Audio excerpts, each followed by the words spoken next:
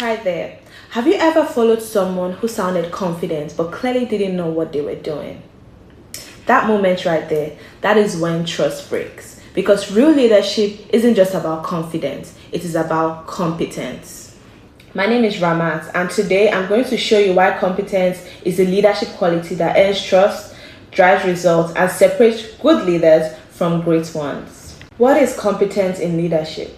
Competence in leadership is the ability to consistently apply knowledge, skills, and judgment to get results. It's not just about what you know, it is how you effectively use what you know under pressure. For me personally, and I believe for a lot of people don't just follow leaders because of the title. It's deeper than that.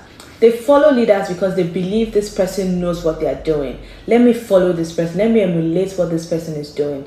According to John C. Maxwell, competence goes beyond words. It is the leader's ability to say it, plan it, and do it in such a way that others know that you know how and know that they want to follow you. He also went further to say that if you build it, people would come. If you're competent enough to build something, you will be able to draw in people because they've seen the track record. They've seen that this person is competent. So if you build it, they will come. A personal example that really shaped how I think about competence happened about 2 years ago in one of my previous roles.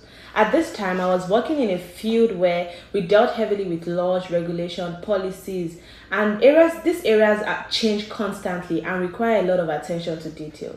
A client came to us with a series of questions. They had a questionnaire about newly introduced regulations and whether those changes would affect their company and how it would affect their company. We already had templates for this type of work. What we usually do sometimes so it's easier, is to take it and adjust it, make 1 or 2 edits and send it out. But I chose not to do that. Instead, I took the time to research the updated regulations thoroughly. I reviewed not just the rules themselves, but how these changes apply to our clients' business and their structure, and even how those regulations would affect them years down the line. That extra effort made all the difference. The final work was not only accurate, it was thoughtful, strategic, and tailored to the clients. I received strong feedback from my supervisors and even direct praise from the clients, which made me so happy. That experience reinforced something I still carry with me till today. Competence is not just about doing the bare minimum. It's not just about doing the work and moving on to the next. It's about doing the work well, doing it thoroughly, and making sure what you produce is highly credible. So if your work is being talked about and you're not even there, they're going to be praising you even if you're not in the room with them. Even now, whether it is school or work or in leadership positions or roles that I handle, I approach everything with the same mindset. I research, I prepare, and I pay great attention to detail because competence is what gives my work value.